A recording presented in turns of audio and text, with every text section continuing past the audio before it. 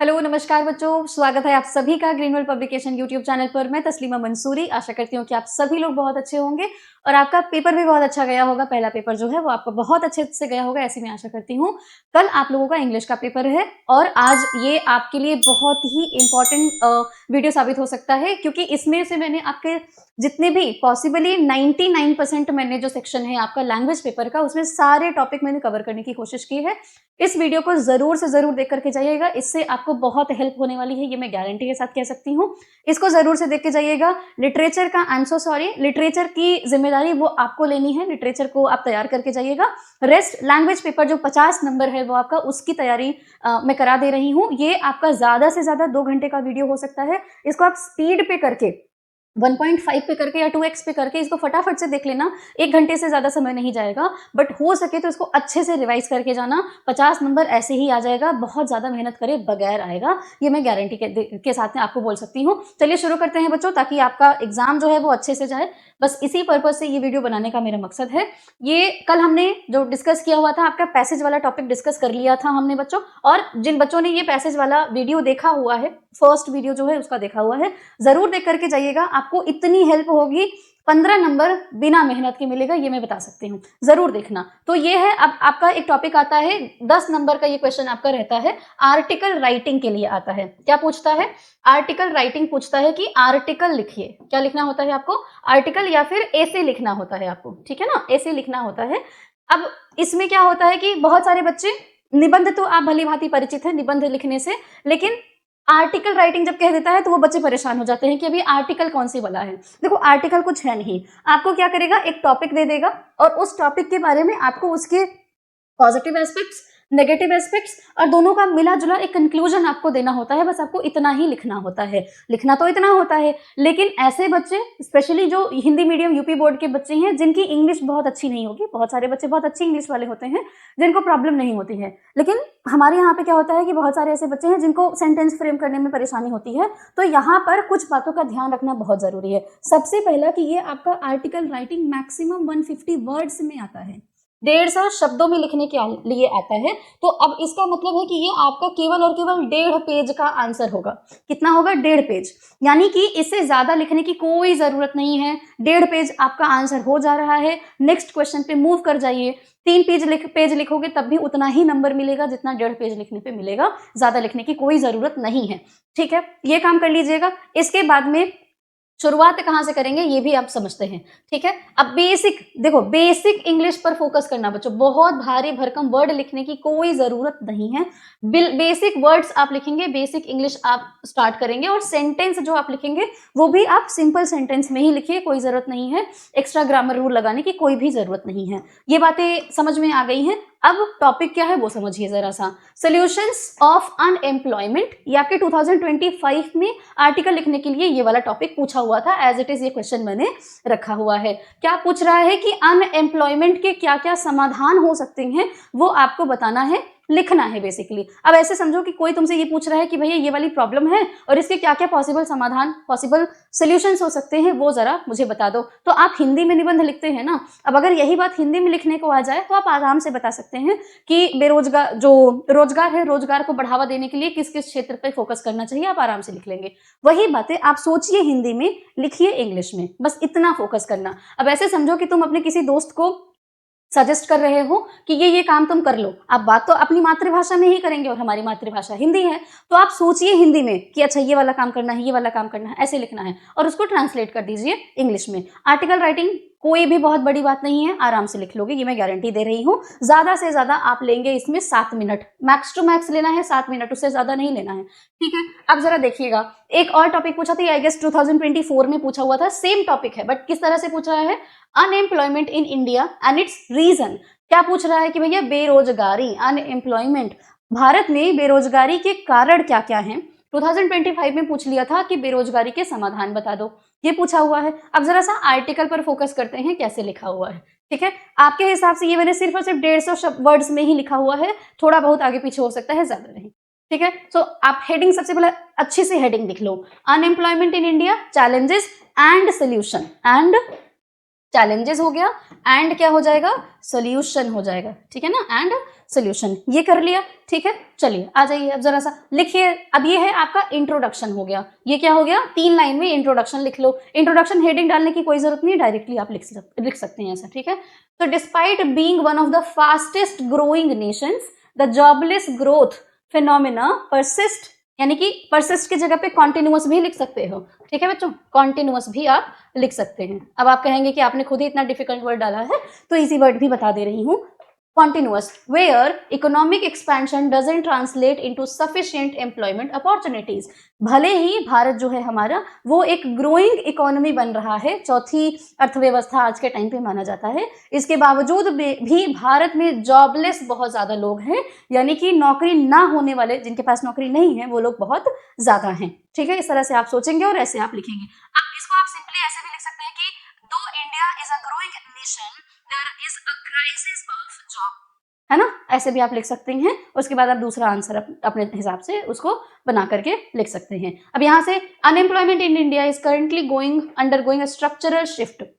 अच्छा, जॉबलेस है लेकिन वो क्यों है, इसके पीछे भी रीजन है। While traditional factors like a large population skill gaps remain, the rapid integration of artificial intelligence has introduced a new layer of complexity to the labor market in 2026 जो है आज के टाइम पे, आज के समय में आपने पढ़ा हुआ है, कई बार आपने ये वर्ड सुना होगा आर्टिफिशियल इंटेलिजेंस, आर्टिफिशियल इंटेलिजेंस।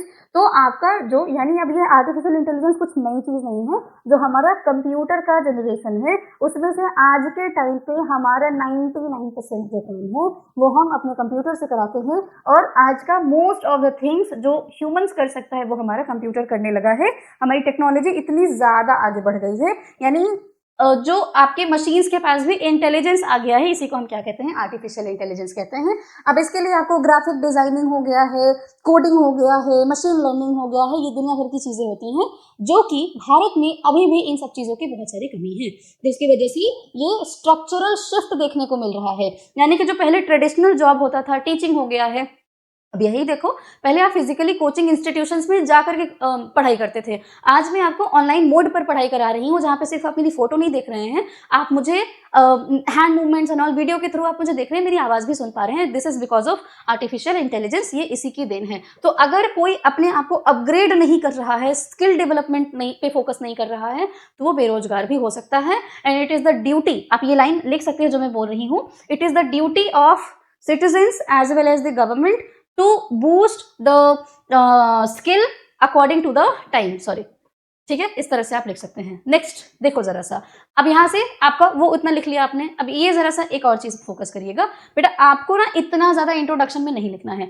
मान लो कि तुम अपने वर्ड्स को, अगर वर्ड्स नहीं ढूंढ पा रहे हो तो आप अपना इंट्रोडक्शन इतना बड़ा कर दीजिए, अदरवाइज आपको इतना ज्यादा इंट्रोडक्शन में नहीं लिखना है। अब क्योंकि आपको 150 वर्ड्स फुलफिल भी तो करना है, तो आप आराम से इसको लिख सकते हैं, ठीक है। चलिए, क्या क्या कारण है, रीजंस क्या क्या हैं, अगर आप ये हेडिंग डालते हैं तो एग्जामिनर पर बहुत अच्छा इंपैक्ट पड़ता है कि बच्चे की इंग्लिश अच्छी है। अब देखो आसान सा है ना, रूट कॉजेज बहुत बड़ी चीज नहीं है। इस तरह से अगर आप हेडिंग वाइज लिखेंगे, थोड़ा सा पैराग्राफ वाइज लिखोगे, बहुत अच्छा नंबर मिलता है, ठीक है, पॉइंट वाइज लिखने पर, ठीक। जैसे the double burden of skills, अब जो आपके पास हुनर है, हुनर जो है उसका क्या बर्डन आ जा रहा है, traditional education still lacks behind industry needs, but now there is an added AI literacy gap. पहले तो जो ट्रेडिशनल नॉलेज होता था इंडस्ट्रियल एरा में, वो ट्रेडिशनल नॉलेज का कुछ खास काम था नहीं, ठीक है। जैसे हम साइंस अपने स्कूल्स में पढ़ते हैं, बट वो बिहेवियरल साइंस जो मैकेनिक है या फिर केमिकल इंजीनियर है या फिर IT सेक्टर में काम करने वाला है, तो वो बिहेवियरल साइंस पे फोकस कर रहा है, किताबी साइंस पढ़ के कोई काम नहीं आने वाला है। सो दिस इज ये आपका सेंटेंस जो है ये यही बात कह रहा है कि ट्रेडिशनल स्किल जो था वो पहले ही इंडस्ट्रियल नीड के हिसाब से काम नहीं आ रहा था, अब तो आर्टिफिशियल लिटरेसी की भी जरूरत है, जो कि भारत में अभी भी आर्टिफिशियल लिटरेसी की बहुत कमी है। Many graduates possess degrees but lack the ability to work alongside automated systems। हमारे पास आप देखेंगे कि बीटेक डिग्री होल्डर्स हैं, MBA डिग्री होल्डर्स हैं, though they are having good skills, तो वो वहाँ पे अच्छी जॉब्स उनको मिल जाती हैं, but not as per their qualification, उस हिसाब से पे स्किल उनका भी नहीं होता है, वो एक अलग समस्या हो जाती है। अब जैसे कि BA किया हुआ, BCom किया हुआ, BSc किया हुआ degree holder, right, bachelor degree holders all of them are, लेकिन उनके पास में कोई स्किल नहीं है, तो उनके पास में जॉब नहीं होती है। हमारे यहाँ पे अभी भी लोग पढ़ रहे होते हैं, ठीक है। Next, automation of routine roles. ठीक है। Entry level hiring in IT, BPO, BPO आपका क्या है, बिजनेस ऑपरेटिंग सिस्टम जो है आपका, ठीक है, and administrative sectors has slowed. अच्छा, अब देखिएगा कि ऑटोमेशन रूटीन रोल्स में जहाँ पे एंट्री लेवल पे ही, जहाँ पे आईटी में लोग हायर करते हैं, ये आपका आउटसोर्सिंग वाला है, जहाँ पे कस्टमर केयर से डीलिंग करी जाती है, वो वाला सिस्टम है आपका। एडमिनिस्ट्रेटिव सेक्टर्स में भी हायरिंग बहुत कम होती है। Task like data entry, basic coding and customer support are increasingly handled by generative AI. अब जो काम ह्यूमन पहले करता था, डेटा एंट्री का काम हो गया, कोडिंग का काम हो गया है, कस्टमर सपोर्ट का काम हो गया है। आज के टाइम पे जब आप कॉल लगाते हैं किसी को, तो पहले फीमेल की आवाज़ आती थी, मेल की आवाज़ आती थी कि आप जिस व्यक्ति को कॉल कर रहे हैं वो दूसरे कॉल पे व्यस्त हैं, या वो अभी स्विच ऑफ है, इस तरह से आप बोलते थे, सुनते थे। लेकिन अभी ये सारे काम कौन कर रहा है? अभी ये सारे काम एआई से कराया जा रहा है, ह्यूमनॉइड रोबोट से कराया जा रहा है, ठीक है। सो अब ये क्या कर रहा है? रिप्लेस कर रहा है ना, ये ह्यूमन जॉब को एआई आपका क्या कर रहा है? रिप्लेस कर रहा है। This is also the big issue. दो ह्यूमनॉइड रोबोट को ह्यूमंस ने ही बनाया हुआ है, बट जिन्होंने बनाया हुआ, बनाने वाले कुछ लोग हैं और जॉब करने वाले बहुत सारे लोग हैं। तो उस चीज की वजह से ये प्रॉब्लम आ जाती है। नेक्स्ट देखिएगा, डिसगाइज्ड अनएम्प्लॉयमेंट। अच्छा, डिसगाइज्ड अनएम्प्लॉयमेंट का मतलब ये होता है ना कि जितने लोगों की जॉब में जरूरत है उससे ज्यादा लोग काम कर रहे हैं, उससे ज्यादा लोग वर्किंग हैं, ठीक है ना। और ये डिसगाइज्ड अनएम्प्लॉयमेंट का आपको कहाँ पे देखेगा? जैसे एग्रीकल्चर में, हमारे गांव में क्या होता है, खेतों में जितने लोगों की जरूरत है उससे ज्यादा लोग, पूरा का पूरा परिवार ही खेती में शामिल रहता है, जबकि वहां से इनकम बहुत कम आ रही होती है, ठीक है। तो इस तरह की भी प्रॉब्लम है। और इंडिया में अभी भी 60% लोग are involve, people are involve in agriculture sector. So agriculture still absorbs nearly 45% of the worker, masking the lack of high productivity jobs. लोग बहुत ज्यादा वहां पे जॉब करने वाले हैं, आपको ये एक कॉन्ट्राडिक्शन दिखेगा। जॉब करने वाले लोग बहुत ज्यादा हैं, लेकिन वहां से प्रोडक्टिविटी जो इनकम आती है वो बहुत कम आती है, और ये भी एक बड़ी बड़ी समस्या है कि इनकम ही नहीं हो पा रहा है, ठीक है। Slow manufacturing growth. अब हमारे यहाँ पे इंडिया, हमारा जो देश है, यहाँ पर ना we are not manufacture leading country. हमें प्रोसेस्ड ऑटोमेटिकली बना हुआ चीज हमें मिल रहा है, हम रॉ मटेरियल को एक्सपोर्ट करते हैं, but we do not export the manufactured goods. इसकी वजह से भी इनकम बहुत कम आ रहा है। अब बनी बनाई चीज जब आपके मार्केट में आती है तो वो थोड़े ज्यादा महंगे दामों पर बिकती हैं, जबकि अगर आप कच्चे चीजों को बेच रहे हैं, रॉ मटेरियल्स को आप बेच रहे हैं, तो वो थोड़े से सस्ते दामों पर जाती हैं। तो यहाँ पे ये भी प्रॉब्लम है कि हमारे यहाँ पे मैन्युफैक्चरिंग सेक्टर हमारा अभी भी वीक है। So missing middle in the manufacturing sector limits the absorption of semi skilled labour. और हमारे यहाँ पे क्या होता है, लेबर बड़े सस्ते हैं, लेबर जो है वो बड़े सस्ते हैं। कहने का क्या मतलब है, जैसे कि एप्पल जो कंपनी है, जो फोन को असेंबल करती है और सारी चीजें करती है, तो उन्होंने इंडिया में भी अपना ऑफिस खोला हुआ है, जहाँ पे अब हमारे यहाँ से असेंबल करने, बीटेक वगैरह करने वाले जो लोग हैं वो उनके कंपनी को ज्वाइन कर लेते हैं, 25,000 30,000 पे जॉब कर रहे हैं, ठीक है। बट अब हम यहाँ पे क्या कर रहे हैं, हम लेबर का ही तो काम कर रहे हैं, असेंबलिंग करने का बहुत बड़ा काम तो है नहीं। अब उस चीज को बनाने में जो अलग अलग इंस्ट्रूमेंट्स उसमें लगे हुए हैं, उस चीज को बनाने में किसी और का दिमाग लगा हुआ है, हमारा दिमाग लगा नहीं, हम बस उनको हेल्प कर रहे हैं टू असेंबल द थिंग्स, ठीक है। नेक्स्ट, एआई इम्पैक्ट, ये भी रीजन है, एआई इम्पैक्ट। अब ये कंक्लूजन में आप कह सकते हैं, एआई इम्पैक्ट रिस्क और उसकी अपॉर्चुनिटी, और यहाँ पर आप अपनी बात को खत्म कर देंगे। इस तरह से जब आप लिखोगे तो पूरे के पूरे नंबर आएंगे, 10 में से 8 नंबर तो आराम से आ जाएंगे। अब मैं ये कह रही हूँ, मैं यहाँ पे ये कह रही हूँ क्योंकि समय नहीं है, और हो सकता है बहुत सारे ऐसे बच्चे हों जो सेंटेंस फ्रेम करने में उनको दिक्कत हो रही होगी। मैं यहाँ पे ये बोल रही हूँ कि रट लीजिएगा, ठीक है। कोशिश करिएगा कि उसको थोड़ा सा अच्छे से पढ़ के जाइएगा, क्योंकि यहाँ पे नंबर्स ज्यादा आते हैं, फोकस थोड़ा सा यहाँ पे करिएगा। सो AI is a force multiplier. While force multiplier का मतलब होता है कि यहाँ पे आप वर्क जो है वो बहुत ज्यादा, ये काम बहुत तेजी से करता है, मल्टीटास्किंग काम करता है। While it risk displacing 85 million jobs globally, पूरे विश्व में 85 मिलियन जॉब्स को ये खा चुका है।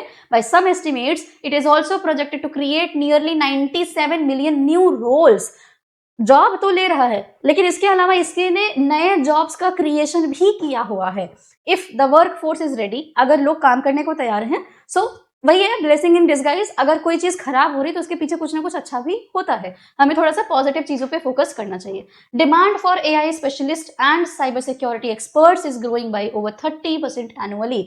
तो एआई स्पेशलिस्ट जो लोग एआई को कंट्रोल कर रहे हैं, रेगुलेट कर रहे हैं, और साइबर सिक्योरिटी, क्योंकि इससे रिलेटेड जिस तरह से आपकी टेक्नोलॉजी बढ़ रही है, साइबर थ्रेट भी तो बढ़ रहा है, साइबर लॉस भी तो हो रहा है, आपका फ्रॉड भी हो रहा है, ठीक है। सो उससे रिलेटेड जो एक्सपर्ट्स हैं उनकी भी नीड बढ़ रही है, और कितना साल भर में ये आपका बढ़ रहा है, 30% से ग्रो कर रहा है। इन जॉब्स पे भी, अब ये यहाँ पे क्या है, यहाँ पे लोगों को जॉब दिया जाएगा, जिनके पास स्किल होगा उनको जॉब मिलेगा, ठीक है। एंड नाउ वे फॉरवर्ड क्या हो सकता है, अब देखो ये सोल्यूशंस आपने बता दिया, ठीक है। अच्छा वो भी रीजन था। अब लास्ट का सोल्यूशन क्या होगा, हाइपर फोकस्ड रीस्किलिंग। सबसे ज्यादा काम किस पे करना चाहिए, स्किल डेवलपमेंट पे सबसे ज्यादा काम करना चाहिए। Governments, India AI mission and private sector AI first training modules must reach beyond tier 1 cities to prepare youth for hybrid human AI roles. अब टायर 1 सिटीज आपके जो बड़े बड़े शहर होते हैं वहां से लोकल एरिया तक भी इन ट्रेनिंग सेंटर्स को आना चाहिए, जहां पे हम यूथ को क्या कर सकें, स्किल्ड कर सके। इनसे इंसेंटिवाइजिंग स्टार्टअप्स, जो नए नए बिजनेसेस स्टार्ट हो रहे हैं, गवर्नमेंट अगर उनको सब्सिडीज दे रही है इनिशियल स्टेजेस पर, तो वो नए बिजनेसेस को सेटअप भी कर सकते हैं। Promoting mass scale startups and MSMEs that build AI native products can absorb the talent displaced from traditional outsourcing. अगर इंडिया में स्किल डेवलपमेंट फोकस किया जाए तो जो हमारा ब्रेन बाहर के देशों में जाकर के काम कर रहा है वो आपके इंडिया में ही रह जाए। Keeping little more things in mind, social safety nets, implementing portable benefits and training linked insurance for informal workers. अब जो आपके इनफॉर्मल, जैसे आपने सुना होगा कि जो जोमेटो हो गया है, स्विगी हो गया है, जिप्टो हो गया है, ब्लिंकिट हो गया है, जो 10 मिनट की डिलीवरी करते हैं, तो इसमें आपने देखा होगा न जाने कितने सारे लोग काम कर रहे होते हैं as a delivery agent. But इनको ना ऐसे कोई इंसेंटिव नहीं दिया जाता है, कि जॉब सिक्योरिटी के लिए कोई प्रोविजंस नहीं होते हैं। तो इस वजह से अगर इनको थोड़ा सा इनके काम पे भी फोकस करा जाए तो और भी अच्छी और बेहतर चीजें हम कर सकते हैं अपने यहाँ पे जॉब के सेक्टर में, ये कहने की जरूरत है। अब यहाँ पे क्योंकि मैं समझाने के लिए नहीं बैठी हूँ कि और ये क्या क्या है, आपको लिखने का तरीका बता रही हूँ। So we are moving on the next topic. ये भी क्वेश्चन पूछा हुआ था, ये देखो 2025 में ही पूछा हुआ था। Place of teacher in society, again article writing है, आपको बताना है कि एक टीचर का सोसाइटी में क्या रोल होता है और क्या उसकी प्लेस होती है, इसके बारे में आपको लिखना है, एक आर्टिकल लिखना है। सो आंसर एक अच्छा सा हेडिंग के साथ में आंसर स्टार्ट करिए। The pillar of progress, teacher जो होता है वो किसी भी बच्चे के प्रोग्रेस के पीछे का एक पिलर होता है, नींव होता है कह सकते हैं। टीचर्स प्लेस इन सोसाइटी, वहां पे आपने ऐसे इस तरह से अगर आप लिख रहे हैं ना बच्चे, मैं गारंटी दे रही हूँ कि बहुत अच्छा, मैं अगर आपका जो कॉपी चेक कर रही होती तो मैं बहुत अच्छे नंबर देती अगर कोई बच्चा इस तरह से लिखा होता तो। Teachers are the silent architects of a nation's future, teacher जो हैं वो एक छुपे हुए या शांत जो वास्तुकार होते हैं किसी राष्ट्र के निर्माण का। ये लाइनें अगर लिखोगे तो कैसे नहीं कोई खुश होगा। Beyond the मियर delivery of curriculum, curriculum जो आपकी पाठ्यचर्या होती है उसके बियॉन्ड जाकर के, उसके परे जाकर सॉरी सॉरी उसके परे जाकर के they serve as the moral and intellectual compass for the next generation. आपको एक बेहतर इंसान बनाने में, एक सक्सेसफुल ह्यूमन बीइंग बनाने में भी टीचर का रोल होता है। In a society increasingly driven by data and automation, the role of a teacher has evolve from a transmitter of knowledge to a mentor of wisdom. एक समय होता था जब टीचर केवल किताबी चीजों पे फोकस करता था, बीच का ये समय है। प्राचीन समय में तो टीचर आपके पूरे के पूरे जीवन का ही आर्किटेक्चर होता था, वो मोल्ड करता था एक बच्चे को। सो टीचर जो है ज्ञान के अलावा, ज्ञान देने के अलावा वो क्या है, एक आपका मेंटोर भी है, मार्गदर्शक भी है, जो आपकी बुद्धि को क्या करता है, सही डायरेक्शन में ले जाने में हेल्प करता है। So the multifaceted role, teacher का काफी सारा रोल होता है। अब अगर आप मल्टी फेसेटेड याद नहीं रख पा रहे हैं, मल्टी डायमेंशनल याद रख लीजिए, ठीक है। सो कैरेक्टर बिल्डिंग, टीचर हमारा क्या करता है, हमारे चरित्र का निर्माण करता है, सोशल इंजीनियरिंग में हेल्प करता है, हमारा जो सामाजिक ढांचा कैसा होना चाहिए उसको भी बनाने में टीचर की ही भूमिका रहती है। पहला, teachers instil values like empathy, integrity and resilience which are essential for social cohesion. अच्छा, ये अच्छे वर्ड्स हैं, थोड़े से हो सकता है थोड़े से डिफिकल्ट हो, बट अच्छे वर्ड्स हैं। टीचर हमारे अंदर एम्पैथी, दया का भाव भरने में मदद करता है, लाने में मदद करता है। इंटेग्रिटी यानी कि आत्मनिष्ठा जो होती है, ईमानदारी जो होती है, उसको बनाने में हेल्प करता है। कंसिस्टेंसी, हमें गिव अप ना करने देने में, यानी कि हमें इंस्पायर्ड रखने में मदद करता है, हमें जुझारू बनाने में हेल्प करता है, ठीक है। ये सारे काम ताकि हम एक बेहतर समाज का निर्माण कर सकें। Social engineering by treating every student equally, teacher जो होता है, actually these are the duties of a teacher, ये सारा एक अच्छे टीचर का गुण होना चाहिए, नहीं है कुछ लोगों में वो बात अलग है। तो by treating every student equally, कैसा भी बच्चा हो, कोई भी बच्चा हो, हर बच्चे को समान नजरों से देखना। Teachers act catalyst for social mobility, breaking the cycles of poverty and prejudice. तो एक टीचर ही होता है जो सोशल सोसाइटी को आगे बढ़ाने में, प्रोग्रेसिव सोसाइटी को बनाने में हेल्प करता है, कि जो आपके पहले के गरीबी वाला जो एक साइकिल है या फिर पूर्व धारणा वाला नेगेटिव माइंडसेट वाला जो साइकिल है, उसको तोड़ करके टीचर आगे बढ़ता है। नेक्स्ट जरा सा पढ़िएगा। क्रिटिकल थिंकिंग को डेवलप करने में, यानी कि रीजनेबल थिंकिंग को डेवलप करने में, क्वेश्चन करो कि ऐसा क्यों हो रहा है, ऐसा क्यों है, क्वेश्चन करिए। Not unnecessary but logical question करना is important. So in the age of AI and misinformation, इतना ज्यादा टेक्नोलॉजी आगे बढ़ गया हुआ है, हर किसी के हाथ में फोन है और इतनी इंफॉर्मेशन फैली हुई है, कौन सा सच है कौन सा झूठ है ये कोई बात नहीं, कोई भी नहीं जानता है। यहाँ पे भी एक टीचर का रोल आ जाता है, वो आपको हेल्प करता है to identify between the truth and the false, right.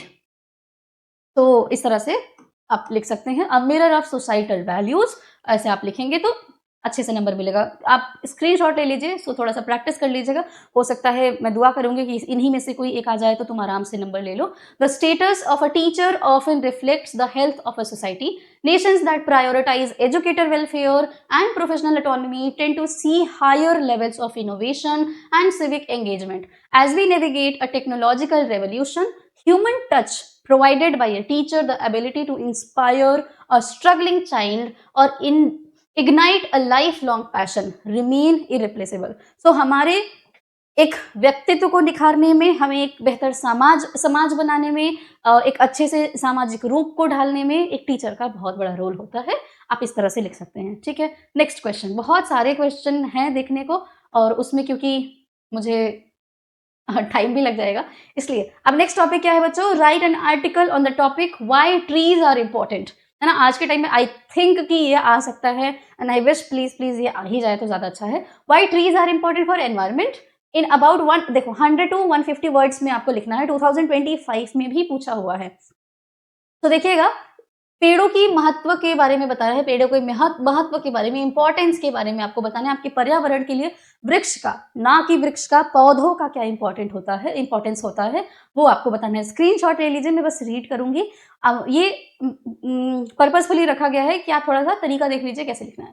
So green lungs, अगर ऐसे हेडिंग लिखोगे तो the green lungs why trees are vital for our survival, reason आपको बताना है। Trees are the primary pillars of ecological balance, acting as the Earth's natural air purifiers. Delhi में अभी लोग एयर प्यूरिफायर्स लगा रहे हैं, बट ये वृक्ष हमारे नेचुरल एयर प्यूरिफायर्स हैं। Unfortunately, humans are not realizing it. Their importance extends far beyond aesthetics.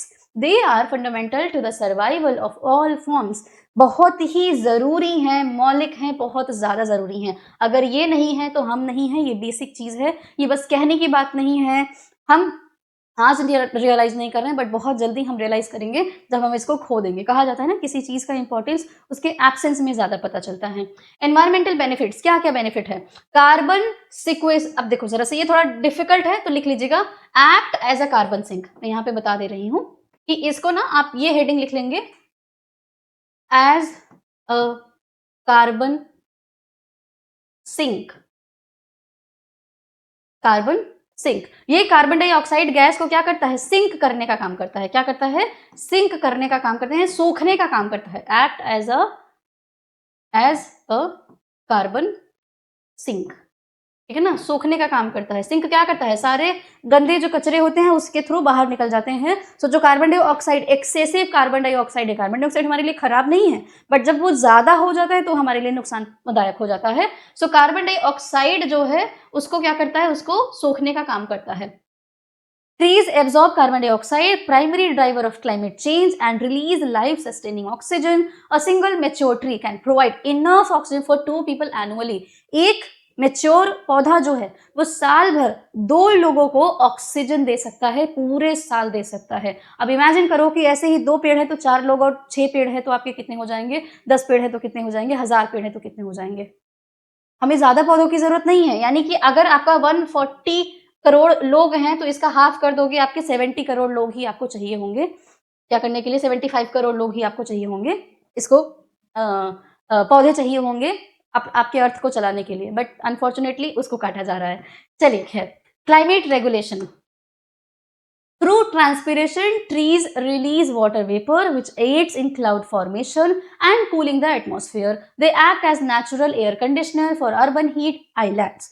ठीक है, इस तरह से अगर आप लिखेंगे, soil and water protection, soil और वाटर को प्रोटेक्ट करता है, root system prevent soil erosion, आपकी मृदा अपरदन को रोकता है, इंप्रूव ग्राउंड वाटर रिचार्ज, आपके भूमिगत जल को रिचार्ज करता है, यानी उसको रेप्लिनिश करता है, पुनः भरता है, slowing down rain water run of, जो वर्षा का पानी है उसको बर्बाद होने से भी बचाता है। गार्डियंस ऑफ बायोडाइवर्सिटी, आपकी जितनी भी जैव विविधताएं हैं ये आपके जंगलों में ही होती हैं। Trees provide habitat and food for millions of species. From the microscopic fungi in their roots to the birds in their canopies, they support complex ecosystem that maintain the planet's health in an era of rising temperature. Planting and protecting trees is the most cost-effective and immediate solution to the environment degradation. आपका जो पर्यावरण खराब हो रहा है, ये सबसे सस्ता और सबसे अच्छा उपाय है वृक्षों को लगाना, पेड़ को लगाना। ठीक है, स्क्रीनशॉट ले लीजिए, बढ़ते हैं अगले टॉपिक पर। नेक्स्ट लिखा हुआ how to live a long and healthy life, again 2025 में पूछा था, 2022 में पूछा था। So blueprint for a longevity, living a long healthy life, हो सकता है ये आ जाए क्योंकि आज के टाइम पे फास्ट फूड का बड़ा जमाना चल रहा है। सब लोग खुश होते हैं तो खराब खाना जाते हैं खाने के लिए, पार्टी में जाते हैं तो भी खराब खाना आजकल खा रहे हैं। ये एक ट्रेंड बन चुका है कि जब हमें कहीं आउटिंग के लिए जाना होता है, बर्थडेज हो गया है, शादी हो गई है या कुछ और समारोह हो रहा है, तो उसमें हम बर्गर, पिज्जा, चाउमीन, फला यही सारी चीजें रखते हैं जो कि इतना हेल्दी है हमारे बॉडी के लिए। Longevity is rarely the result of a single super food और magic pill, rather it is the cumulative effect of sustainable daily. अब क्यूमुलेटिव के साथ साथ में आप, अगर आपको ये नहीं समझ आ रहा है, ये कहता है कि ऑल टुगेदर लिख दो, ठीक है, all together. So effect of sustainable daily habit, science suggest that while genetics play role, life cycle choices determine near 70% of our life outcomes. यानी कि जेनेटिक तो रिस्पॉन्सिबल है ही, लेकिन हमारा एनवायरमेंटल फैक्टर हमारी लाइफ को ड्राइव करने के लिए 70% रिस्पॉन्सिबल होता है। जैसा आपका पर्यावरण होगा वैसे ही आपकी जीवन भी होगी। कंसिस्टेंट मूवमेंट, एक्सरसाइज करते रहना चाहिए। Aim for mix of cardiovascular health and resistant training, muscle mass is a primary predictor of longevity as we age. जैसे जैसे exercise is the most important, और भारत में योगा हमेशा से रहा है। रेस्टोरेटिव स्लीप, या फिर ऐसे लिख लो बेटा, काहे का इतना डिफिकल्ट वर्ड, कंप्लीट स्लीप, और फिर साउंड स्लीप लिखिए, अच्छा रहेगा। गुड स्लीप लेना, अच्छे से सोना, नींद भर सोना। Quality sleep 7 to 9 hours is when the body performs essential cellular repair and cognitive detoxification. और ये कहने की बात नहीं, साइंस ने इसको प्रूव किया है कि जब आप बिल्कुल गहरी नींद में होते हैं तो आपके न्यूरॉन्स आप अपने आप को रेप्लिनिश करते हैं, अपने आप को रीएडजस्ट करते हैं, और जिसकी वजह से आप सुबह बिल्कुल आराम से, बिल्कुल फ्रेश माइंड की तरह उठते हो। तो सोना और अच्छे से सोना बहुत ज्यादा जरूरी है। माइंड बॉडी कनेक्शन, माइंड का बॉडी से connection. Modern longevity also emphasises stress management and social connectivity. High levels of chronic cortisol, stress hormone जो होता है, कैन एक्सेलरेट सेल्यूलर एजिंग। अगर लंबे समय तक अगर आप तनाव में रह रहे हैं तो बुढ़ापा जल्दी आ जाएगा। Maintaining strong social bonds and a sense of purpose, often refer to as ikigai. Ikigai Japan का एक वर्ड है और इसी नाम से एक बुक भी काफी फेमस है। Has been shown to add years to one's life. A healthy body is a guest chamber for the soul, a sick body is a prison. ये किसने कहा था? फ्रांसिस बेकन ने बोला था। एक स्वस्थ शरीर जो है आपकी आत्मा के लिए क्या है, क्या है? जैसे मेहमान का घर होता है वैसे आपकी आत्मा बहुत खुश रहती है क्योंकि अतिथियों का बहुत स्वागत होता है ना। लेकिन एक जो बीमार बॉडी है हमारी आत्मा वहां पर, उसके लिए जेल जैसा होता है। ये किसने कहा था? फ्रांसिस बेकन ने कहा था। यहाँ पे आप अपनी बात को खत्म कर दीजिए। That's it. नेक्स्ट क्वेश्चन पर आते हैं।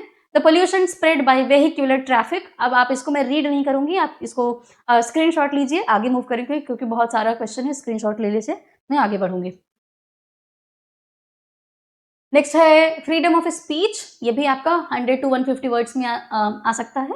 तो प्लीज आप स्क्रीनशॉट ले लीजिए क्योंकि पढ़ाऊंगी तो बहुत ज्यादा टाइम चला जाएगा। स्क्रीनशॉट ले लीजिए। अब आते हैं लेटर राइटिंग और एप्लीकेशन राइटिंग, जो कि जरूरी है। 4 से 5 नंबर में पूछा जाता है ये, ठीक है। तो इसको भी देखिए, और हो सकता है कि बहुत सारे बच्चों को लेटर राइटिंग में प्रॉब्लम होती होगी। तो अब नहीं होगी, मैं कोशिश करूंगी। देखिए, एक आता है बच्चों फॉर्मल, कल की क्लास में बताया भी था फिलहाल मैंने, फॉर्मल लेटर राइटिंग और इनफॉर्मल लेटर राइटिंग। दोनों का तरीका लिखने का वही होता है, ठीक है, थोड़ा थोड़ा सा अंतर करके। इनफॉर्मल जब आप अपने रिश्तेदारों को लेटर राइटिंग करते हैं, मतलब लिखते हैं, पत्र लिखते हैं। फॉर्मल जब आप किसी आधिकारिक व्यक्ति को पत्र लिख रहे होते हैं, तो आप उसको क्या कहते हैं, फॉर्मल लेटर राइटिंग कहते हैं। ये आपका इनफॉर्मल वाला है। Write a letter to your friend inviting him to attend your elder brother sister. अब यहाँ पे हो सकता है कि तुम्हारे बुआ की शादी में इनविटेशन लिखने के लिए आ जाए, सिस्टर की शादी में इनविटेशन लिखने के लिए आ जाए, किसी और की शादी में इनविटेशन लिखने के लिए आ जाए, या बर्थडे का इन्विटेशन देने के लिए आ जाए। आप ऐसे ही लिखेंगे, वो टॉपिक चेंज कर सकता है, फॉर्मेट सेम रहेगा, ठीक है। तो कैसे स्टार्ट करेंगे आप यहाँ पे, सो 1 मिनट। यहाँ पर आप अपना डायरेक्टली आप अपने लेफ्ट पेज के बिल्कुल लेफ्ट कॉर्नर पर आप देखेंगे, यहाँ पर आप क्या लिखेंगे, अपना एड्रेस लिखेंगे डेट के साथ में, ठीक है। उसके बाद में आप स्टार्ट करेंगे, डियर अंशिका, ठीक। I hope you are doing well, I have some very happy news to share with you, my elder brother's wedding has been fixed and I am writing this letter to formally invite you to the ceremony. शादी में तुम्हें invite करने के लिए मैं तुम्हें ये पत्र लिख रही हूँ, और मैं बहुत खुशी खुशी तुम्हें ये न्यूज देना चाहती हूँ कि मेरे भाई की शादी जो है वो फिक्स हो गई है। अमित शाह की तरफ। The wedding will take place at Hotel Continental Prayagraj, ये सिविल लाइन्स में है प्रयागराज के। It is going to be a grand celebration with lots of music, dance and delicious foods. Our school friends are also coming and it would be wonderful if you could join us too. Your presence will make the occasion even more joyful. तो and then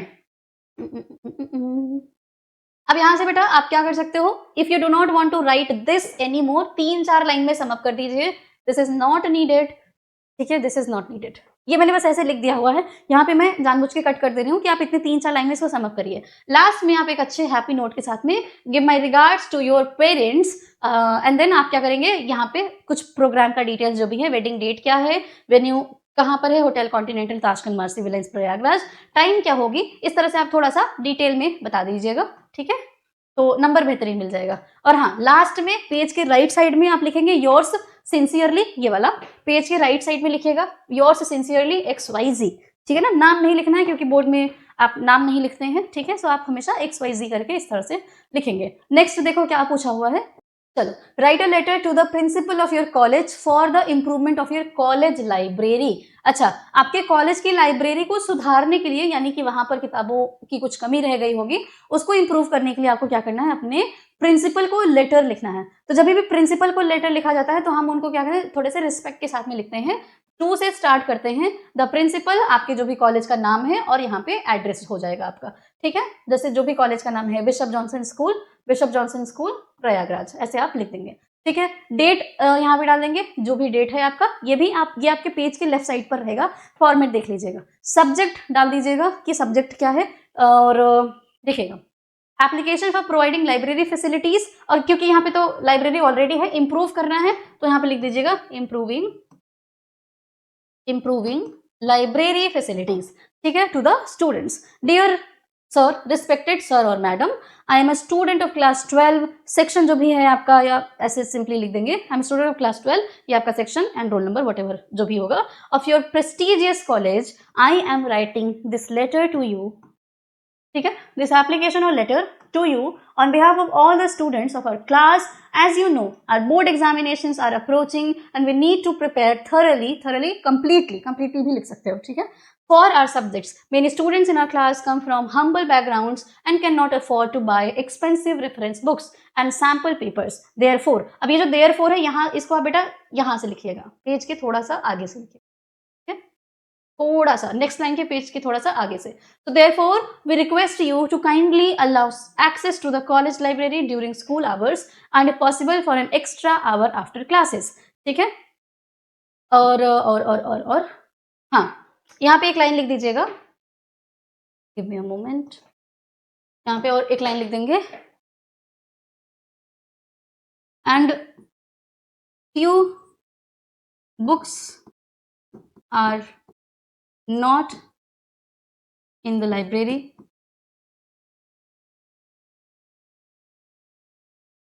kindly arrange them as well as soon as possible, as soon as possible, ठीक है। And then last में आप क्या लिखेंगे, ये line आप लिख देंगे, and few books are not in the library, kindly arrange them as soon as possible, इस तरह से आप लिखेंगे। उसके बाद आप क्या करेंगे, आगे आइएगा, ये हो गया है, खत्म हो गया है, ये लास्ट का लाइन, बहुत ज्यादा लिखने की जरूरत नहीं, मैं बार बार बोल रही हूँ, ठीक है। तो लास्ट में we shall be highly obliged for your kind support, ये लाइन जरूर लिखिएगा। And then yours obediently XYZ, class जो भी है, रोल नंबर जो भी है आपका, इस तरह से आप लिखेंगे, ठीक है। नेक्स्ट आ जाइए जरा, write an application to the principal of your college requesting him to give you an opportunity to take part in college cricket, है ना। तो आपको क्रिकेट में खेलना है और आपको एप्लीकेशन देना है कि मुझे भी इस टीम में ले लीजिए क्योंकि मैं भी बहुत अच्छा क्रिकेट खेलता हूँ या खेलती हूँ। To the principal Islami Inter College Bareilly, date जो भी है आप अपने एरिया के किसी स्कूल का नाम लिखिएगा, जरूर नहीं है कि आप किसी के हिसाब से स्कूल का नाम लिखिए, जो भी आपका स्कूल है। सर, सर से पहले आप सब्जेक्ट लिखेंगे प्लीज, मिनट, सब्जेक्ट लिख दिया, ठीक है बेटा। सब्जेक्ट है requesting the principal to arrange the evening games, and then यहां से आप लिखेंगे most respectfully I beg to say that most of the students of class 12B are eager to play football and hockey। अब यहाँ पे है cricket यहाँ पे है cricket, football and hockey, are eager to play cricket but there is no arrangement in the college, है ना, cricket की कोई अरेंजमेंट नहीं है।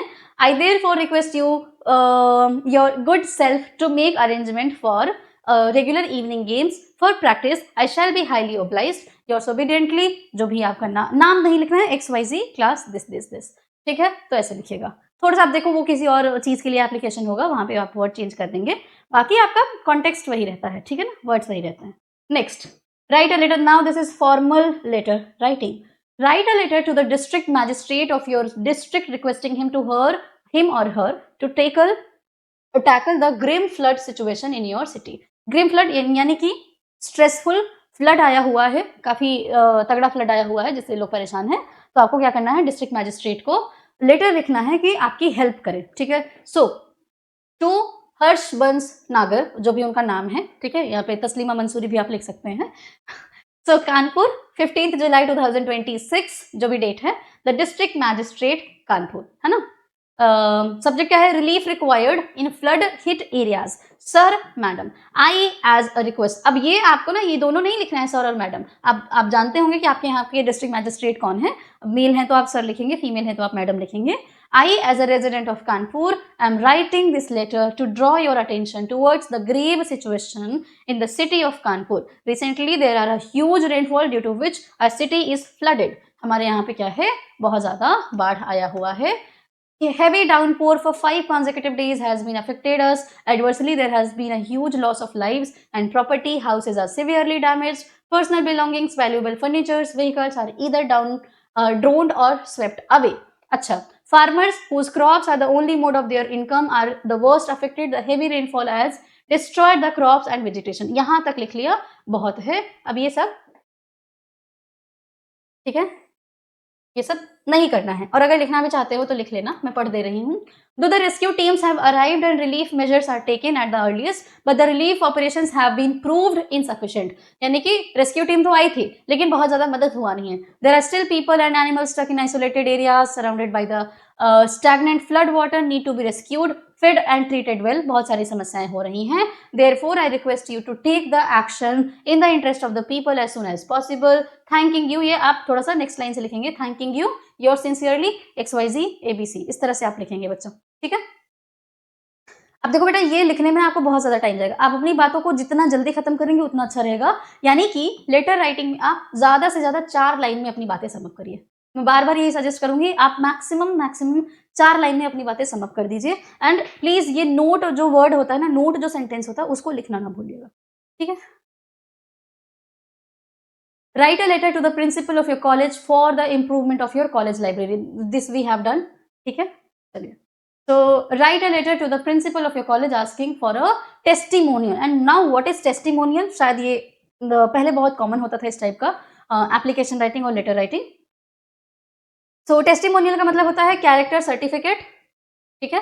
तो यहाँ पे एप्लीकेशन में आपका कैरेक्टर सर्टिफिकेट के लिए भी बोल सकता है और आपके ट्रांसफर सर्टिफिकेट के लिए भी बोल सकता है, जो भी बोल ले, ठीक है ना। सो यहाँ पे लिखेंगे to the principal Royal Inter College Moradabad, आप जहाँ के हैं वहां से लिखिएगा, ठीक है। सब्जेक्ट क्या है, application to issue transfer certificate and character certificate. Respected sir, most respectfully I wish to state that my father has been transferred to Allahabad, so I have to join a government college in Allahabad. I request you to issue me a transfer certificate and character certificate. I may also bring to your notice that I joined this institution. ये वो मैंने इस समय से 2015 कर दो, 2015 से मैंने ज्वाइन किया हुआ है। I have always secured first class. This is not needed. If you want to write, you can. I have always secured first class and have had good conduct. 2. I have always participated activity in college। और ये सारी चीजें आप अपने बारे में देखो बेटा, अगर आप लिखना चाहें तो आप लिख सकते हैं, otherwise not needed at all, ठीक है, नॉट नीडेड। मैं बार बार ये बात बोल रही हूँ, नोट कर लीजिए, थोड़ा सा ध्यान से लिखिएगा ताकि आपके पेपर अच्छे जाए। Thanking you, yours faithfully ABC, ठीक है। Write a letter to the editor of a newspaper about frequent power cuts, ठीक है ना, फ्रीक्वेंट पावर कट्स, बिजली के बार बार जाने की वजह से आपको क्या करना है, लेटर लिखना है अपने यहाँ के न्यूज़पेपर को, क्योंकि आपके यहाँ की अथॉरिटीज फोकस नहीं कर रही हैं, तभी तो न्यूज़पेपर को लेटर लिखोगे। अथॉरिटीज काम करती तो अथॉरिटीज को लिखते ना, ये बात है, ठीक है। So to the editor the Times of India, या फिर आप अमर उजाला को भी लिख सकते हैं, अपने आपके यहाँ का जो न्यूज़पेपर वाला है वहां को मेंशन करिएगा, प्रयागराज, फरवरी डेट है ये आपका, ठीक है। सब्जेक्ट क्या है, frequent power cut in Civil Lines Prayagraj, ठीक है।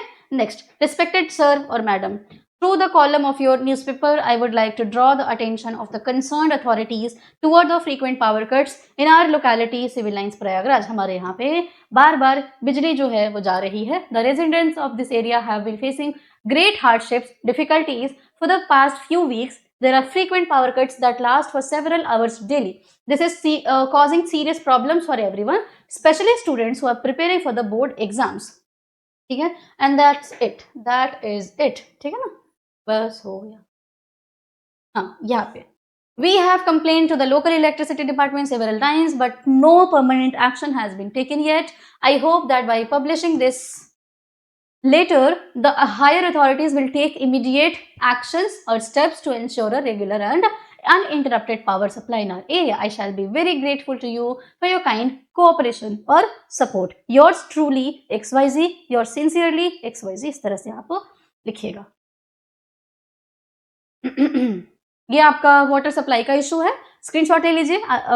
लेटर राइटिंग आ सकता है कि आपके यहाँ पे वाटर सप्लाई का इशू है, आप अपने यहाँ के न्यूज़पेपर को लेटर लिखिए, ठीक है। तो आप इसी तरीके से आपके यहाँ पे पानी की दिक्कतें हैं और पानी की दिक्कत से क्या क्या परेशानियां हो रही हैं, एक दो लाइन में उसको एक्सप्लेन कर देना। And then I shall be highly grateful to your support, ये लास्ट में आप लिख लेंगे योर सिंसियरली XYZ, ठीक है। अब ये आता है, ये तो हो गया लेटर राइटिंग का काम हो गया, आर्टिकल राइटिंग का काम हो गया। नेक्स्ट टॉपिक जो पूछा जाता है, ये 2-2 नंबर के क्वेश्चन आते हैं, ये भी इंपॉर्टेंट है, ऐसा नहीं है कि सिर्फ बड़े बड़े क्वेश्चन करके जाएंगे। सो ये वन वर्ड सब्सटीट्यूशन है, ये क्या है, वन वर्ड सब्सटीट्यूशन।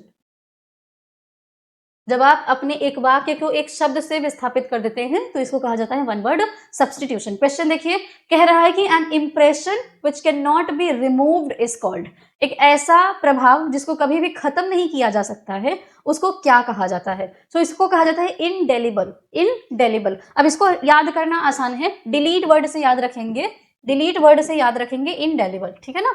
चलिए, अच्छा, इनऑडिबल का मतलब क्या होता है, जो आप सुन नहीं पा रहे हैं उसको इनऑडिबल बोलते हैं। अनसुटेबल का मतलब होता है जो आपके लिए उपयुक्त नहीं है, उसको अनसुटेबल कहते हैं। इरिटेबल का मतलब होता है जो चीज इरिटेटिंग होती है वो इरिटेबल हो गया, ठीक है। That, next question, that which can not be corrected. अब ऐसी चीज जिसको सही नहीं किया जा सकता है उसको क्या कहते हैं, करेक्ट वर्ड से इनकॉरिजिबल, क्या हो जाएगा, इनकॉरिजिबल, ठीक है। डेलिबल हमने डिस्कस कर लिया है। अनइंटेलिजिबल, भाई इंटेलिजेंस से रिलेटेड। ये इलेजिबल है, इलेजिबल होता है ऐसी चीज जिसको पढ़ ही ना जा पाए, है ना, ऐसी चीज जिसको हम पढ़ नहीं सकते हैं, इलेजिबल हो गया, ठीक है।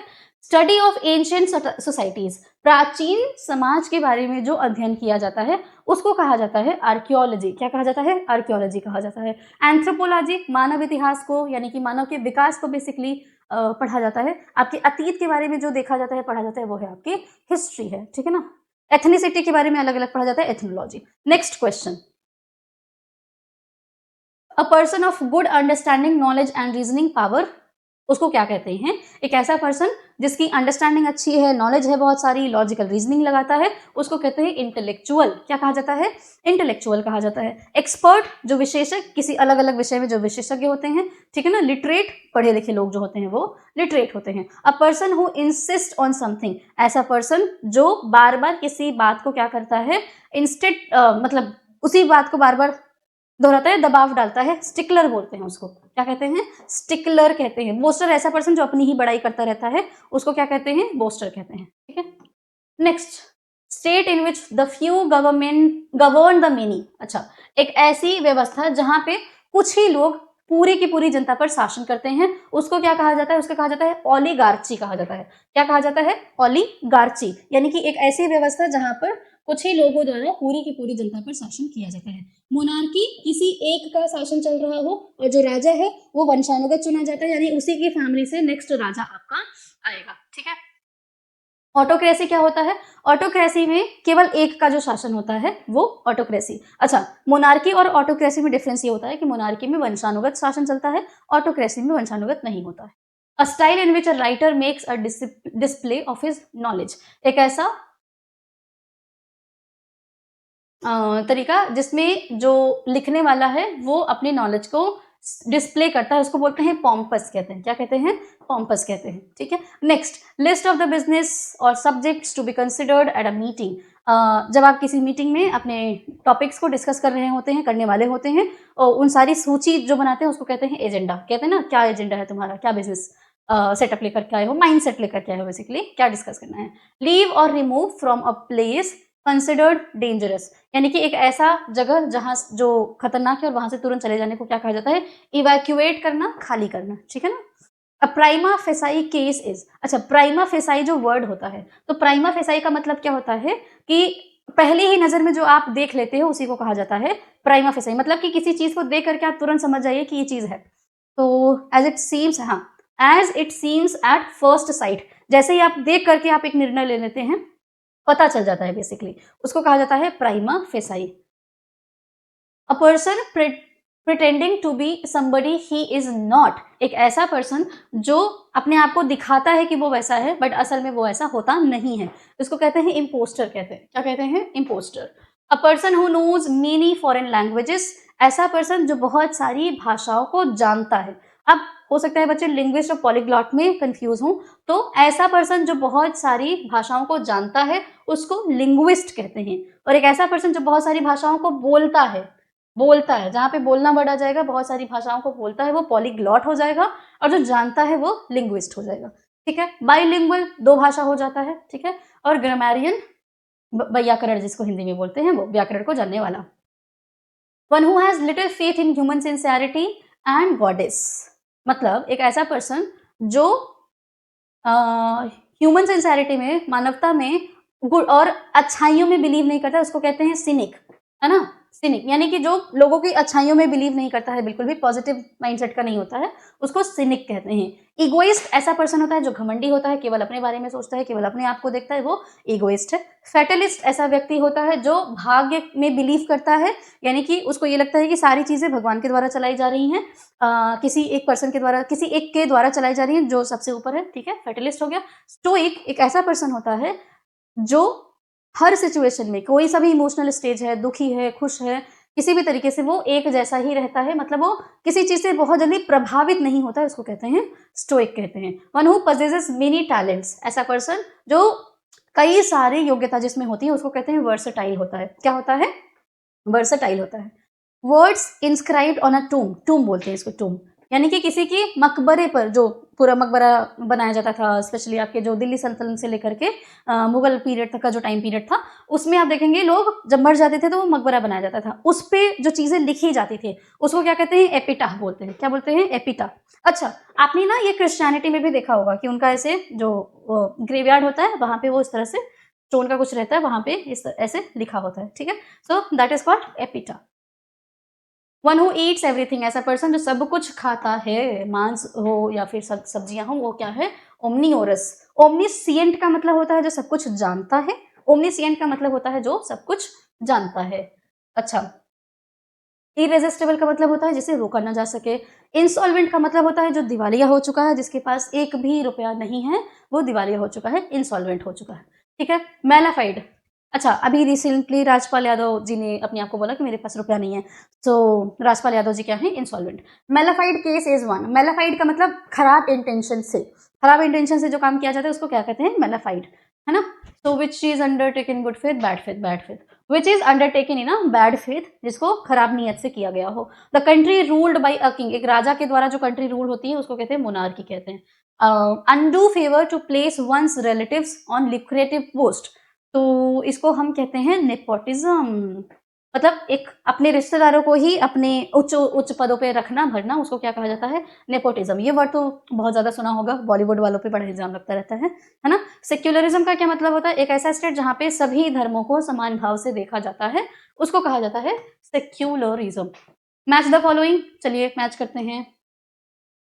Government by the officials, government by the officials उनको कहा जाता है ब्यूरोक्रेसी, यानी पढ़े लिखे अधिकारियों के द्वारा सरकार चलाई जा रही हो, ब्यूरोक्रेसी हो गया। Ruler who has absolute authority, एक ऐसा पर्सन, एक ऐसा राजा जिसके पास पूरा का पूरा अधिकार है, उसको कहा जाता है dictator. That can not be corrected, जिससे करेक्ट नहीं किया जा सकता, incorrigible. A child whose parents are not any more, या डेड हो चुके हैं, ऑर्फन कहा जाता है। तो मिला लीजिएगा, ए डी है, बी सी है, A D B C, A D B C, ठीक है ना।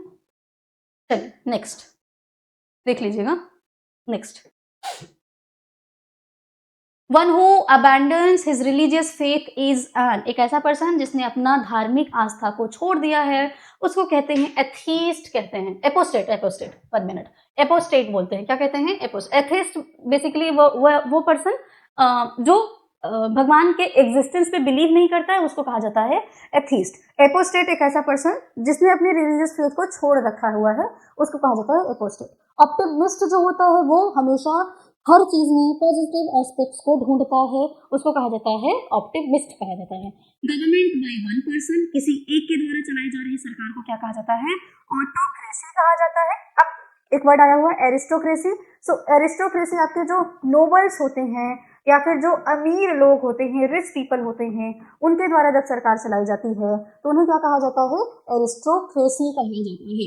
डेमोक्रेसी में लोगों के पास जब अधिकार ज्यादा होता है उस व्यवस्था को डेमोक्रेसी कहते हैं। अधिकारियों के द्वारा जो सरकार चलाई जाती है उसको ब्यूरोक्रेसी कहते हैं।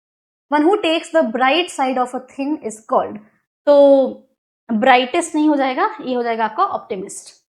एक ऐसा पर्सन जो हर पहलू में हर समय पर पॉजिटिव चीजों पे ध्यान देता है, ऑप्टिमिस्ट है। और उसी का उल्टा कर दोगे, नेगेटिव नेगेटिव ही सोचता है, जो सीनिक पर्सन था उसको कहते हैं पेसिमिस्ट बोलते हैं। तो आंसर क्या हो जाएगा, ऑप्टिमिस्ट हो जाएगा। That which can not be corrected is called, वही अगेन रिपीटेड है, इनकॉरिजिबल, इनकॉरिजिबल।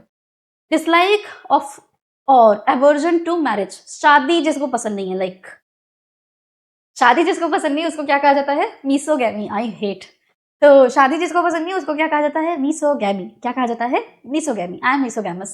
ओके, मोनोगैमी, जो एक शादी मतलब एक पर्सन से जब शादी होती है उसको कहा जाता है मोनोगैमी। जब एक व्यक्ति 2 शादियां करता है तो उसको कहा जाता है बाईगैमी। हमारी सोसाइटी में मेल को बाईगैमी अलाउड है, कहीं एक समय पर कुछ कुछ एक्सेप्शन फीमेल का देख लिया जाता है। एंड जब कोई पर्सन ढेर सारी शादियां करता है उसको कहा जाता है polygamy. Polygamy is legal in Islam, right? No idea. तो a person who does not believe in the existence of God, अब तो आंसर बताना चाहिए आप लोगों को, ये है एथीस्ट। क्या है, एथीस्ट है, ठीक है। एल्ट्रुइस्ट कौन होता है, जो हमारे क्या नाम था उनका, रतन टाटा, वो एल्ट्रुइस्ट थे, फिलांथ्रोपिस्ट थे। ऐसा पर्सन जो मानवतावादी हो, जो ह्यूमंस के बेटरमेंट के लिए काम करता हो, उसको एल्ट्रुइस्ट बोलते हैं। ईगोटिस्ट जो होता है वो आपका ऐसा पर्सन होता है जिसका व्यवहार बहुत घमंड भरा होता है, यानी उसका बिहेवियर बहुत इगोइस्ट होता है, उसको ईगोटिस्ट पर्सन कहा जाता है, ठीक है। So a foreigner who settles in a country is called emigrant कहा जाता है। क्या कहा जाता है, एमिग्रेंट कहा जाता है। हाँ, 1 मिनट, एमिग्रेंट नहीं, इमिग्रेंट कहा जाता है उसको। क्या कहा जाता है, इमिग्रेंट, आई से स्टार्ट होगा, इमिग्रेंट कहा जाता है। A person with narrow religious views is called, जिसका धार्मिक आस्था बहुत कम है, वीक है, उसको सटारिस्ट बोलते हैं, सटाइरिस्ट बोलते हैं, ठीक है ना। गवर्नमेंट बाय द रिच, अब तो बता दोगे। एरिस्टोक्रेसी क्या कहा जाता है? Aristocracy. Selfish person who always thinks of himself, egoist. Egoist क्या होता है इगोइस्ट होता है, ठीक है ना, इगोइस्ट। लिरिसिस्ट जो लिखने वाला पर्सन होता है वो लिरिसिस्ट होता है। ड्रामा लिखने वाला या ड्रामा करने वाला उसको ड्रामेटिस्ट है। Next, one who seize the dark side of anything, pessimist जो नेगेटिव ही हर टाइम उल जलूल बातें, गलत बातें, नेगेटिव बातें, है ना, परेशान करने वाली बातें, ठीक है, उसको pessimist. State where all religions are respected and practised is called secular state, जहां पे सभी धर्मों का समान भाव से इज्जत सम्मान होता है। Governed bye officials, bureaucracy, repeated. Government run by the representative of the people, democracy क्या कहते हैं इसको? डेमोक्रेसी कहते हैं, ठीक है। सो आपका ये वन वर्ड सब्सटीट्यूशन जितना भी पूछा हुआ था लगभग 4 से 5 सालों के दौरान में, वो सब करा दिया गया है। अब हो सकता है कि अगर यहां से क्वेश्चन आ जाए तो मैं अपने आप को बहुत बहुत धन्य मानूंगी कि मैंने आपकी मदद कर दी। Allowance duty of wife from her husband, आजकल की महिलाएं इस चीज का फायदा उठा रही हैं कि जब वो शादी के बाद अपने पति से सेपरेट होती हैं तो उनको लीगली बाय कोर्ट कुछ रुपए, बहुत सारे रुपए बेसिकली उनको दिए जाते हैं, तो उस रुपए को क्या कहा जाता है? एलिमनी कहा जाता है। ये बहुत सारी महिलाएं आजकल इस चीज का फायदा उठा रही हैं, क्या कर सकते हैं, बड़ी पागल है। The practice of being married to one at a time, अब एक बार में एक शादी करोगे और एक ही शादी जो की जाती है यानी एक पर्सन से, उसको कहा जाता है मोनोगैमी, और जो हेट करता है शादी को उसको मीसोगैमी कहा जाता है। A remedy for all diseases, सभी बीमारियों का एक इलाज, पेनासिया जिसको रामबाण कहते हैं, क्या कहते हैं? रामबाण कहते हैं, ठीक है। So this is panacea, okay. Dementia भूलने की बीमारी होती है, ठीक है। So will move on the next topic. One word substitution हमने कर लिया हुआ है। नेक्स्ट टॉपिक है आपका फ्रेजेस एंड इडियम्स, जिसको आप इडियम्स एंड फ्रेजेस कहते हैं। फ्रेजेस और आपके जो मुहावरे होते हैं उसके बारे में पढ़ेंगे। ये भी 2 नंबर का आता ही आता है, इतना भी कर लेना, हो सकता है यहां से क्वेश्चन फंस जाए। The phrase null and void का मतलब क्या होता है? सो नल एंड वॉइड का मतलब होता है खारिज कर देना। क्या कर देना? खारिज कर देना। कानून की भाषा में इसे थोड़ा ज्यादा इस्तेमाल किया जाता है।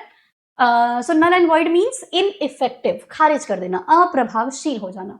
द फ्रेज ब्रेकआउट का मतलब क्या हो जाता है? ब्रेकआउट का मतलब होता है किसी चीज को स्टार्ट कर लेना, शुरू करना, ब्रेकिंग आउट, है ना, लाइक पिंपल्स ब्रोकन आउट, ठीक है, तो उसको क्या कहा जाता है? स्टार्ट करना, शुरुआत करना। इन द ऑफिंग मीन्स क्या होता है?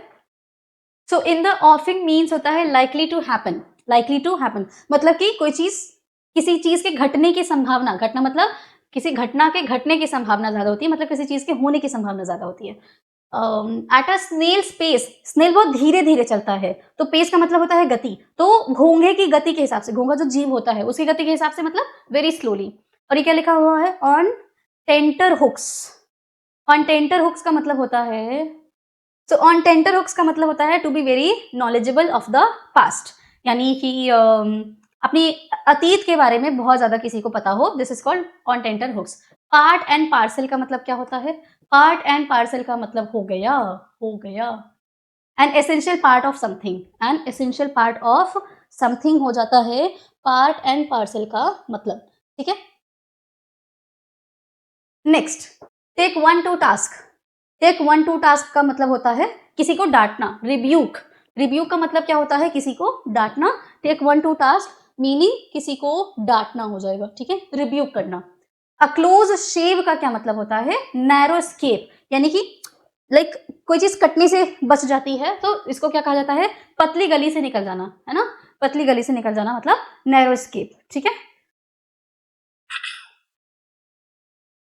Keep one's head above water, so keep one's head above water का मतलब होता है to stay out of trouble, समस्या से दूर भागना, समस्या से दूर रहना क्या हो जाएगा? Keep one state above water. अरे पानी में जाओगे तो सांस घुटने लगेगा ना, तो उस तरह से याद रखना कि to stay away from trouble.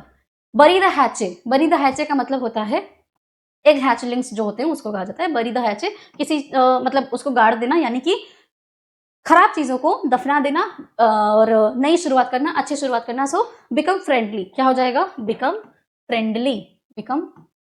Friendly, ठीक है। पे ऑफ ओल्ड स्कोर्स यानी कि बदला लेना। पे ऑफ ओल्ड स्कोर्स का मतलब क्या होता है?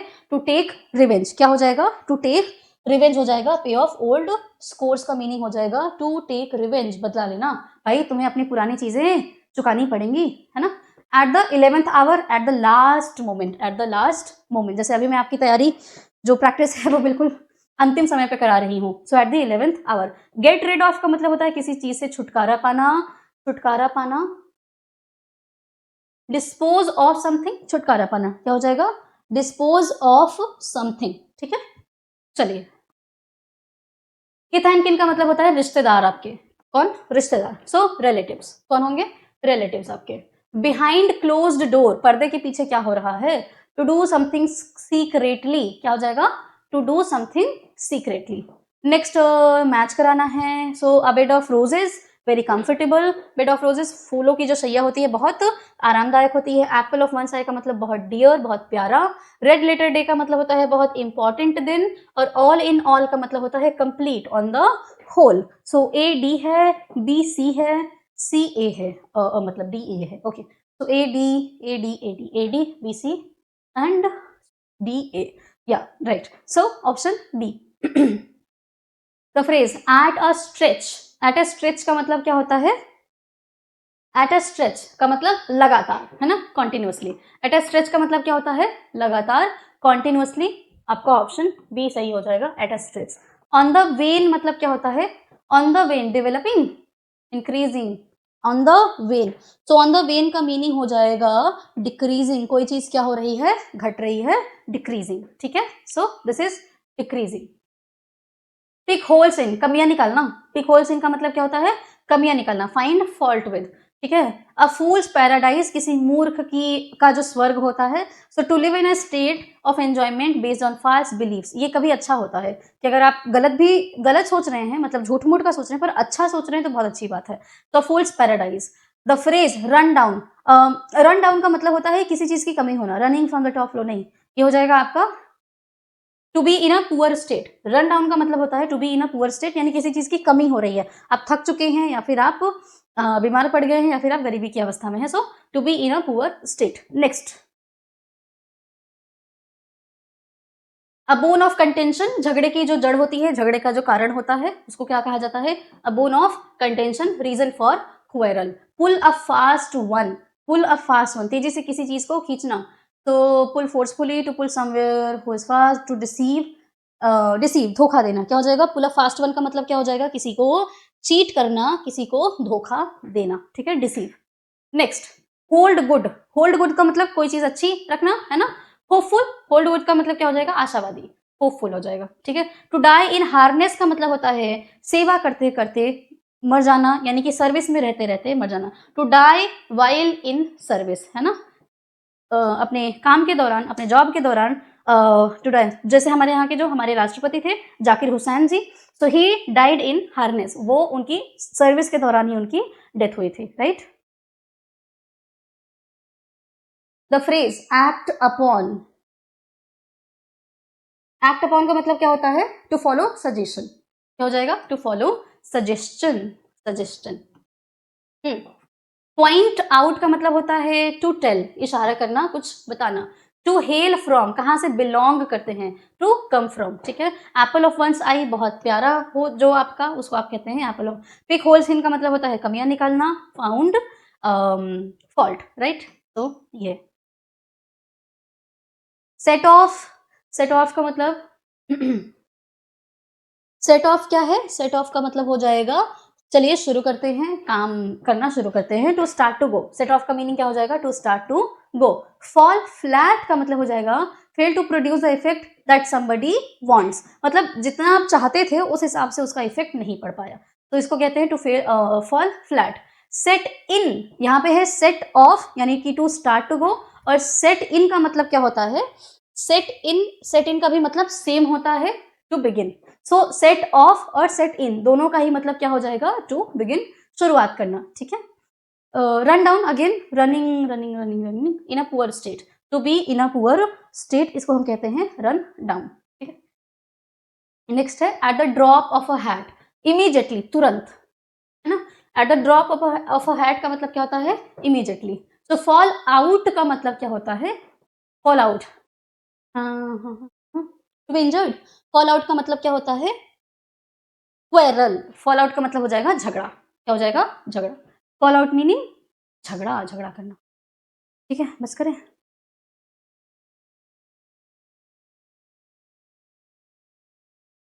चलिए, बस इतना ही करते हैं, one word substitution and then phrases and verb. इतना ही हो पाया है। आई होप कि इतने से भी अगर आपका कुछ हो पाए तो हालांकि 50 क्वेश्चन तक तो नहीं पहुंच पाए, पर जितनी भी हेल्प हो पाएगी। आई एम नॉट सेटिस्फाइड कि इतना ही करा पाई हूँ मैं, बट मिलते हैं नेक्स्ट क्लास में। तब तक ख्याल रखिए अपना, और all the very best for your upcoming exam. अपना ख्याल रखिए, प्रैक्टिस करते रहिए। वीडियो अच्छी लगे तो ज़रूर फीडबैक दीजिए और वीडियो को लाइक कर दीजिए, चैनल को सब्सक्राइब कर लीजिए। अपना ख्याल रखिए, बहुत बहुत धन्यवाद।